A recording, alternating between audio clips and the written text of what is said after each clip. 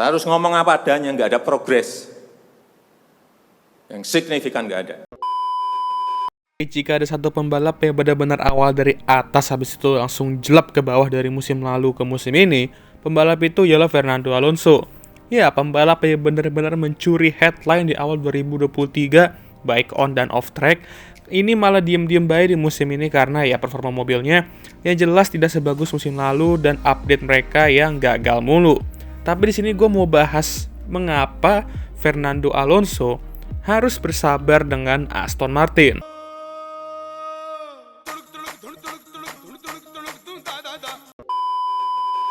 Setelah musim 2023 di mana Nando dan Aston mengalami musim dengan luar biasa di awal, Aston Martin makin kesini makin nurun, di mana mereka tidak bisa keep up dengan top 4 tim lainnya dan update mereka tuh nggak ada yang berhasil. Ini membuat Nando sepertinya mulai habis kesabaran dan mulai mempertimbangkan masa depannya lagi. Nah, tentu untuk memiliki Fernando Alonso yang tidak puas dan senang merupakan hal yang harus dihindari oleh tim manapun ya. Apalagi musim ini di awal-awal itu ya, ada rumor mengenai Mercedes mau ambil dia untuk gantiin Lewis Hamilton di 2025.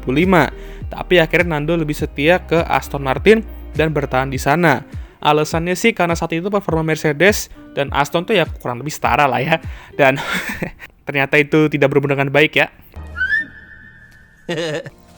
Sebenarnya dia membuat keputusannya tepat, walaupun seperti itu ya. Kenapa? Karena Mercedes mau ambil dia dalam jangka ya pendek, dalam rangka jangka pendek aja. Dan tentu Nando nggak mau hal itu. Nando mau jangka panjang, meskipun usianya nggak muda lagi, dan bukan opsi yang bagus juga untuk pindah ke tim yang mau lu dalam rencana jangka pendek.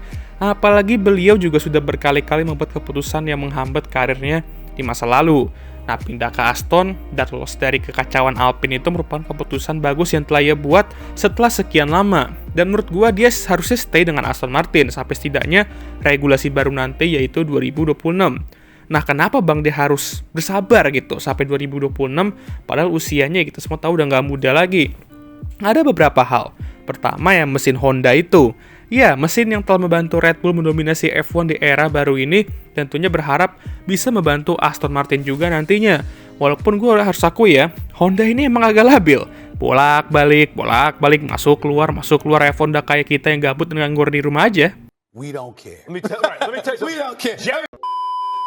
Nah, pastinya Honda bakal fully support Aston Martin dalam target mereka nantinya menjadi penantang gelar Jordan di 2026. Tapi Bang, agak trauma nggak sih ngeliat Fernando Alonso nyetir mobil bermesin Honda kayak zaman McLaren Honda dulu? Well, semoga aja kali ini Aston Martin gak meng-McLarenkan diri di mana mereka terlalu maksa Honda untuk membuat mesin sesuai dengan sasis mereka. Karena kalau gitu, ya jangan kaget kalau nantinya nih orang bakal teriak-teriak kayak... Tapi menurut gue itu pun sepertinya nggak bakal kejadian lagi ya. Nah, kok bisa lu seyakin itu? Karena Aston Martin sudah merekrut banyak sekali personal dari top tim kayak Ferrari dan Red Bull tentunya yang pakai mesin Honda itu dulu. Nah, yang paling panas dan kabarnya sudah 95% ialah Adrian Newey nih.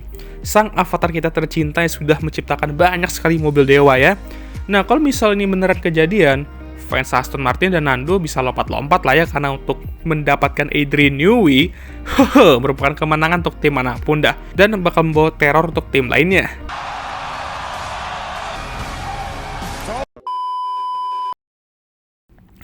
Gue akan setel lagi tuh video kalau misal beneran kejadian ya. Sehingga ini juga yang membuat Nando harus sabar dan tetap berkomitmen dengan proyek Aston Martin ini. Adrian Newey sendiri juga cukup dekat dengan Honda dan Aston saat mereka masih partneran di Red Bull dulu. Jadi ini bisa dibilang merupakan match made in heaven, atau bisa juga sebaliknya sih. Dua alasan itulah yang membuat gua kenapa Nando tuh harus sedikit bersabar dengan Aston Martin. Ya walaupun gua nggak tahu ya berapa lama lagi Nando bisa bertahan melawan darah muda pembalap sekarang, karena jujur aja yang gue khawatirkan sekarang tuh bukan hanya performa Aston aja yang emang gak membaik ya, tapi performa Nando yang kalau kalian sadar dan perhatikan mulai sedikit menunjukkan penurunan. Kok bisa seperti itu? Ya kita bandingkan dengan Lance Stroll. Lance mulai bisa mengimbanginya sedikit, walaupun gue harus respect ke Lance juga karena mampu mengimbanginya sedikit. Walaupun gue selalu heran kenapa nih orang kalau dikasih mobil mediocre tuh malah bagus, tapi kalau mobilnya bagus malah dia yang mediocre ya. Sangat meresahkan. Tapi gue juga harus berbicara sedikit mengenai performa Nando. Gua nggak tahu nih emang pace dia udah menurun karena usia kah, motivasi udah mulai menurun kah karena mobilnya nggak sesuai harapan, atau kombinasi dari dua-duanya. Untuk membuktikan ini kita harus lihat lagi di sampai akhir 2024 dan tentunya di 2025 juga.